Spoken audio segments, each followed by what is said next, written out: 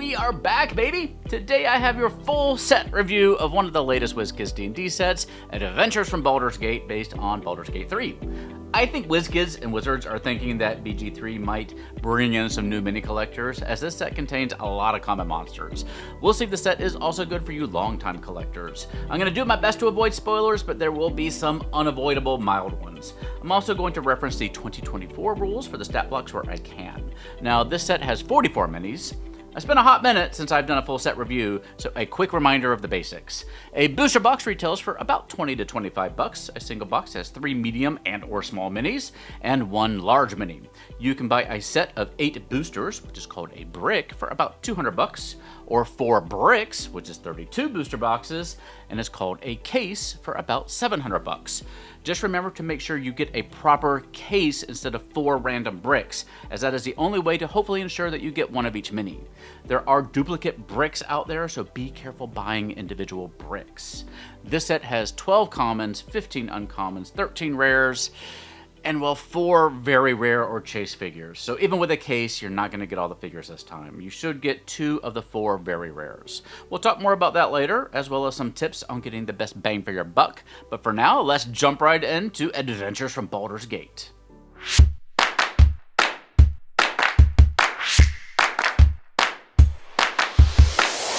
Enhance and improve your 5e games today with Hit Point Press. Explore the whimsical dark carnival setting of Hecna. Will you see through the glitzy charade or fall prey to Hecna's everlasting torment? Or enhance your 5e games with animated spell, condition, and townsfolk cards. Add a slew of creative and gorgeously illustrated magical items with the Griffin Saddlebag. And face down more than 30 innovative 5e villains with their big book of big bads. Learn more today at Hit Point Press by using our link in the corner or down below. We begin with a goblin as our first common figure, which seems appropriate as goblins are frequent starter foes. The Sharpshooter is an archer, presumably based on the sharp eye enemies in the video game. I'm delighted to get this figure because your base goblin stat block, now called the Goblin Warrior in 2024, can attack in melee with a scimitar and at range with a short bow.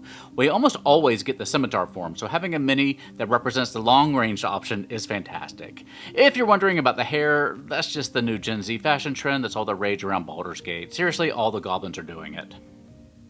The Novice is likely inspired by the Goblin Devouts in the game, who are cultists with a cleric class and wield a mace, though you could consider this sculpt as having a light hammer as an alternative. There's no 2024 stat block that comes close, but it's sure fun to consider having this goblin with a crude mace running around with a group of warriors and then suddenly casting Bless and Cure Wounds and Sacred Flame while shrieking out the name of some chaos god. As with goblins, we tend to get bugbear sculpts wielding melee weapons, so it's nice to see this one with a crossbow, perhaps intended to snipe people from a distance, hence the name Assassin. I think it's great, though all 5th edition stat blocks and Baldur's Gate 3 have bugbears using javelins instead of crossbows. It's not hard to swap out a weapon, though. For the bugbear, just update the range to the light crossbows 80/320, and optionally up the damage dice from d6s to d8s. Duergar are basically Underdark dwarves, similar to how Drow are elves that have adapted to and been changed by life in the Underdark. They don't appear in 2024 rules to date, as the dwarf species doesn't have the lineages the way the elf one does in the 2024 Player's Handbook, which is where Drow appear as an option. And the 2024 Monster Manual got rid of stat blocks for specific humanoid races, opting instead for generic humanoid stat blocks usable for any species. Imps are devils that can go invisible or shapeshift into an animal to spy, typically for more powerful masters. You don't just have to worry about them in the Nine Hells, though, as spellcasters may summon them to serve. In my Baldur's Gate 3 playthrough, which I'm still on Act 1 of, I do have that little imp familiar, and he's pretty fantastic. So they can also be your ally in that game, too. They have a challenge rating of 1. Spoiler in case you've missed all the advertising around Baldur's Gate 3, but there are Mind Flayers in the game, so it shouldn't surprise you that the Intellect Devourers are also present. These CR2 brains with feet are often considered overpowered for their challenge rating, as they can stun and then steal the body of an incapacitated and weakened creature, instantly killing them and taking control of their body. That's pretty hardcore. The 2024 edition did nerf them by removing the possibility of their attack reducing a creature's intelligence score to 0. Doppelgangers are magical monstrosities who can shapeshift into any humanoid form and read minds to make their transformations even more believable. Why do they do this? I don't know, you're supposed to make up an origin, I guess. This is their true form when they aren't masquerading as someone else.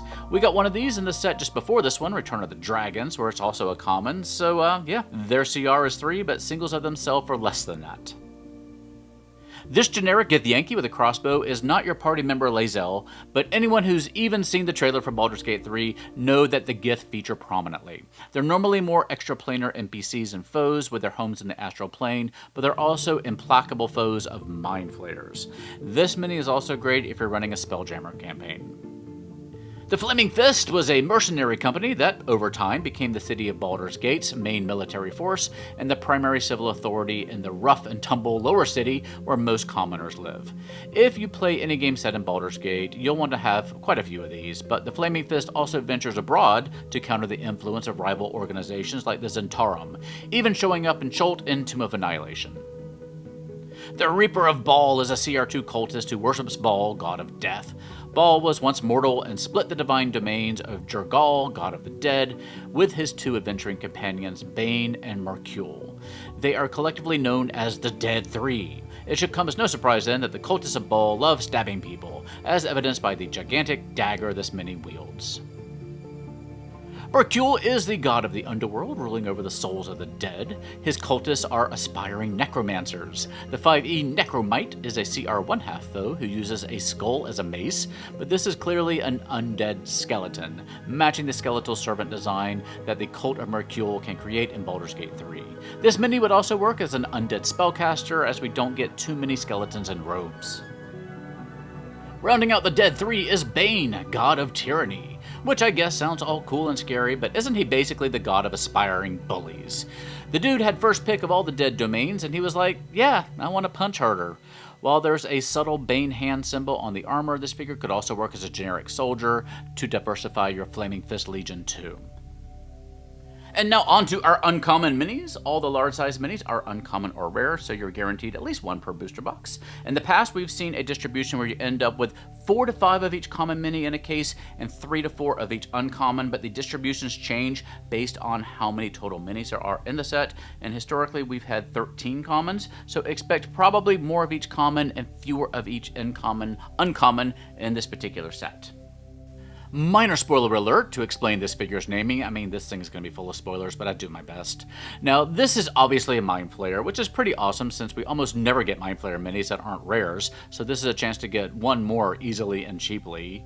Omeluum is a named Mind Flayer in Baldur's Gate 3, so the name doesn't refer to a different type of Mind Flayer in the way that Ulatharid does.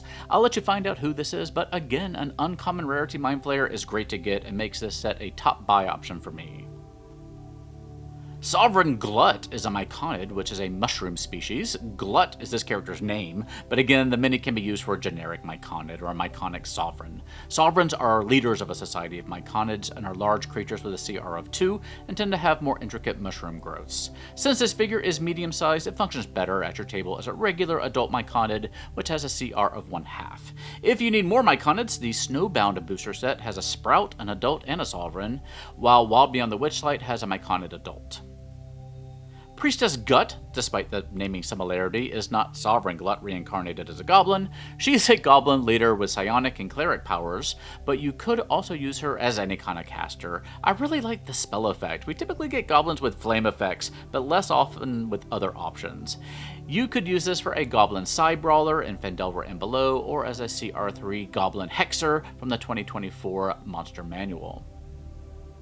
Dror Ragzlin is a hobgoblin boss who appears alongside Priestess Gut. This figure feels a bit more primal than the typical hobgoblin mini, more like a barbarian than a fighter soldier.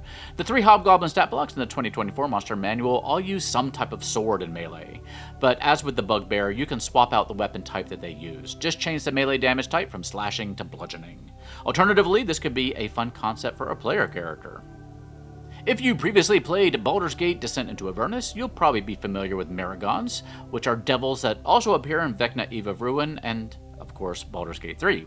They come from the souls of warriors who gladly served an evil cause in life, and that creepy mask is basically just their face. They need it to see, and it only comes off if you kill them. The head underneath is just a featureless mound of flesh. Creepy. They have a CR of 4. Oh, it's my favorite, a Gnoll. Gnolls were created by the demon lord Yenogu, whom packs of bloodthirsty hyenas follow when he rampages into the material plane, and hyenas who have gorged on the massacre may transform into gnolls, becoming twisted by Yenogu's demonic influence. This is a story as old as time. There are 4 Gnoll stat blocks in the new monster manual, yay, 4 of them, from the CR 1/2 Warrior to the CR 8 Demoniac. It's nice that WizKids is bringing back variants, since it adds a little bit more diversity to your sets without necessarily taking away from the total number of figures that you get. These figures are unique to Baldur's Gate 3, and the Justicars are warriors who serve Shar, even in undeath. These minis would also work well as paladins or guards. Their helmets kind of make me think of the Lady of Pain, so you could repurpose these for a Sigil or Planescape campaign too. If you haven't been wanting a Hollyphant since Descent into Avernus came out, I don't know what's wrong with you. These little flying elephants are actually celestials, and they can turn into giant mastodons when needed. They are fiercely devoted to the cause of good, and the named Hollyphants in recent times have all had stories revolving around the fallen angel Zariel and Baldur's Gate.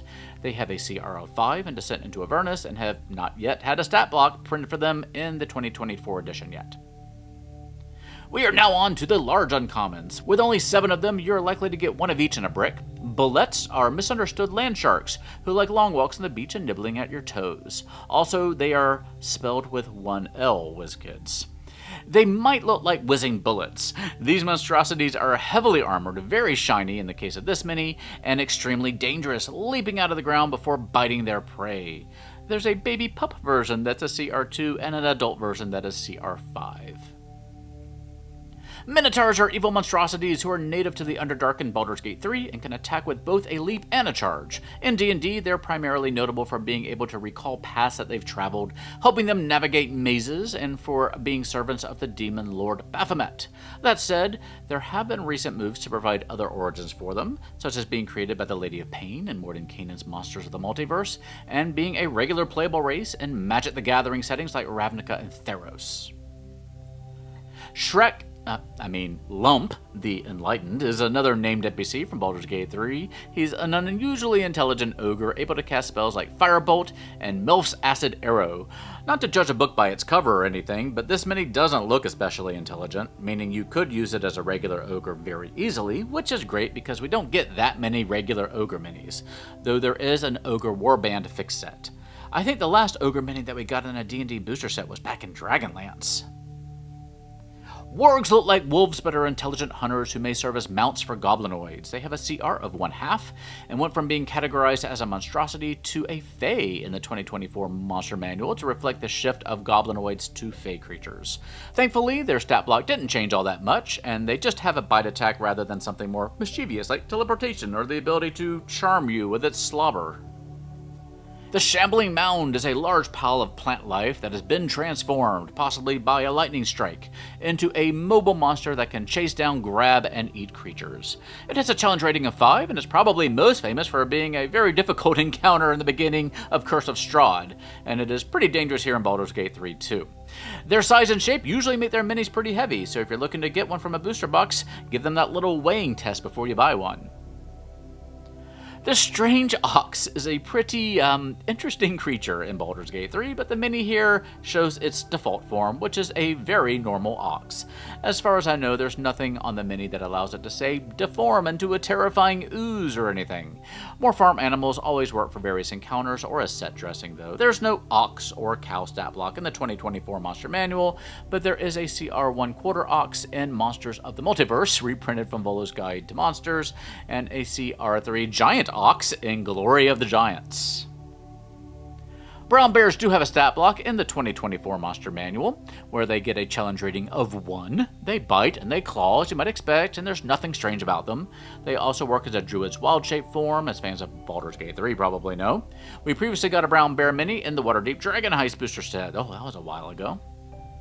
At number 28, I almost had hoped that the Spectator was an uncommon beholder, but alas, the numbering in this set is a little different, and we continue the trend of beholders and beholder-adjacent minis being rares. A Spectator is conjured by a spellcaster and uses its 4 beholder eye stalks to guard a location or treasure for 101 years, after which it either fades back into the ether or is free to do whatever it wants. Probably go to like an amusement park. They are CR3 aberrations. Since you only get one of each rare in a case, WizKids has gotten a little bit better at assigning that rarity to named NPCs that you only need one mini for, such as the case with Halsin, the Baldur's Gate 3 druid for whom the aforementioned brown bear would complement. The 2024 Monster Manual has a CR2 druid stat block, but you can also get a CR12 Arc druid in 5e's Monsters of the Multiverse or Volo's Guide to Monsters. This dramatically posed tiefling is definitely an eye-catching mini and looks appropriately commanding for Zevlor, who was a commander in the elite cavalry of Elturel, a city near Baldur's Gate that featured prominently in Descent into Avernus. The events of that campaign led to discrimination against tieflings, whose diabolical heritage led people in that city to believe they are still aligned with devils. Zevlor and others of his race are now refugees seeking a new home. Okay, so slight spoiler here again, but speaking of devils, Raphael is a Cambion who features prominently in BG3. He initially appears as a human noble, but reveals his fiendish nature pretty quickly. I have to say though, the details on his lower half of his body and the color choices make him look a little bit more like a hipster out for a hike than an aristocrat trying to tempt you into evil. Cambions have a CR5 stat block in the Monster Manual. Minthara is a Drow paladin, and this mini captures her appearance a lot better than Raphael's does with her maces and shiny armor. There aren't any Drow stat blocks in 2024, but you're encouraged to map existing humanoid stat blocks to any species, so you could use her with a stat block such as the Noble, the Knight, the Guard Captain, etc. This comes with the benefit of being able to pick one with the right CR appropriate for your party's encounter. Fans of BG1 and 2 may recognize Jaheira as a returning character alongside Minsk. She is a half-elf harper druid with a soldier background, and the action pose of this mini lends itself to being repurposed as a cool player character or an NPC figure. The dual swords and nature colors make it a great fit for anything from a rogue to a fighter to a ranger. So Dame Aelin is one of my favorites when I did my unboxing video, and it looks pretty fantastic still, especially next to some of the more awkwardly painted ones like Halsin and Raphael. Aelin is an Aasimar paladin and an immortal daughter of the goddess Selûne. You could definitely repurpose this figure as an angel or another celestial. I could totally see this figure using to represent maybe Zariel in her angelic form. Ulder Ravengard is the Supreme Marshal of the Flaming Fist and one of the 4 dukes who rules Baldur's Gate. While his dual roles as Grand Duke and Commander of the Flaming Fist make him the most powerful person in the city, arguably, he governs with the city's best interest in mind and seems to avoid abusing his power, which has resulted in many of his proposals being blocked by his fellow politicians, because, of course, that's how the world works. Volo, of course, is a classic figure, full name Volothamp Gdarm, famous for his numerous appearances as a storyteller and a historian, as well as the 5e sourcebook of Volo's Guide to Monsters, which is themed as though written by him. Honestly, I think I like his figure from Waterdeep Dragon Heist a little bit better. Here he kind of just looks like a court jester or a depressed baker. In any case, having him show up for fun and silly encounters in your campaign, as he does throughout Baldur's Gate 3, seems like a great use for this character. We're getting a lot of cool martial sculpts in this set, and I'm all for it. Sarevok Anchev is another legacy character from the previous Baldur's Gate video games, and you could easily have him show up as a murderous ball spawn in your campaign if your players know him from the video games. He wears a helmet with 4 horns attached, though it also kind of looks like his head is being eaten by a beholder, which is another direction that you could probably take this mini in. Yurgir is an Orthon, which is a type of devil that has a CR10 stat block in Monsters of the Multiverse and Mordenkainen's Tome of Foes.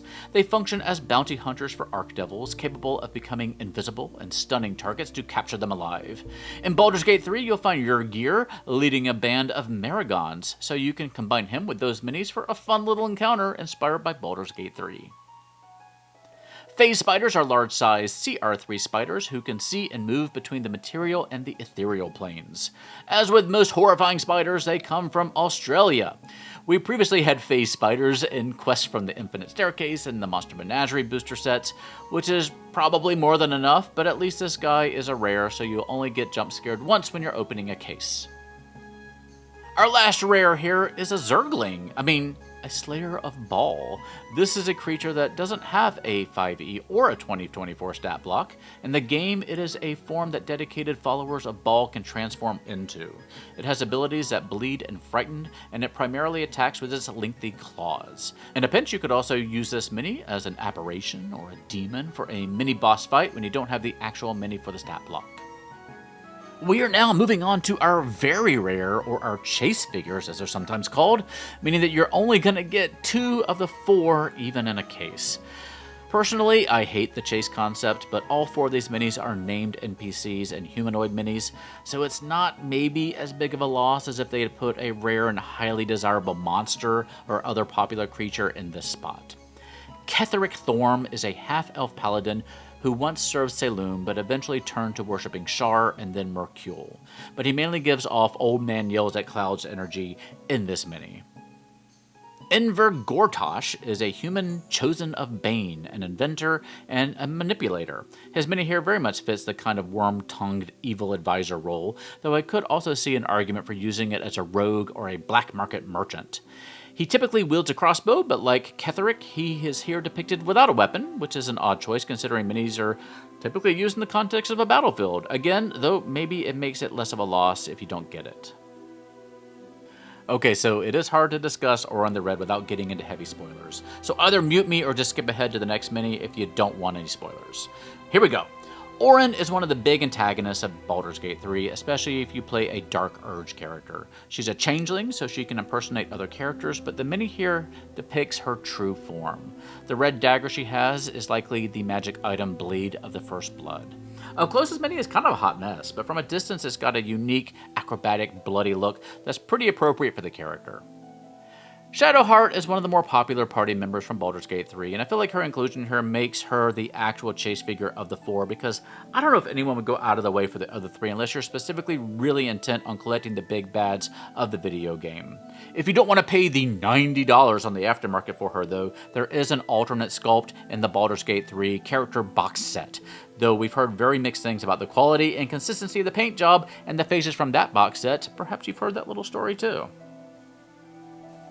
Overall, it is a nice collection of minis. I don't know if there's much in here that'll necessarily blow your socks off, but the selection is pretty solid, especially if you have a smaller collection. For those of you who have been collecting minis for years, there may be redundancy in here with your collection, maybe more than you like, but I don't know, I can never get enough goblins. If I can field a squad of 20 goblin minis and they're all unique, I feel like $1,000,000. I don't necessarily know what folks are going to do with the particular Baldur's Gate 3 named figures here. Are you planning to bring characters straight over from the video game, or do you think you're going to maybe just use these minis as inspiration for new characters in your campaigns? Let me know down below. If you're looking to score a deal on these, of course you can check out the online retailers or wait for sales. dndmini.com is an official WizKids distributor, and they often have free promo minis that you can get with your order, but you often are going to end up paying more for the minis there. Right now they have this really nice little set of GIF minis, or GIF minis? They're GIFs. They're GIFs. That I actually really want. Also, if you plan to buy more than a booster box or 2, go visit your local game store to see if they can cut a deal for you. You might be surprised what they can do for you if you're a loyal customer. And that is the Adventures from Baldur's Gate booster set. I am curious to hear what you think about it. It is available now, so if you've been collecting them already, let me know how it's been going. WizKids had a bit of a shakeup in its marketing department, so we're waiting for things to get back to normal with them so we can show you all the latest minis. So be sure you're subscribed so you don't miss anything there. We are going to try to get caught up on our other full set reviews as well, as many as we can.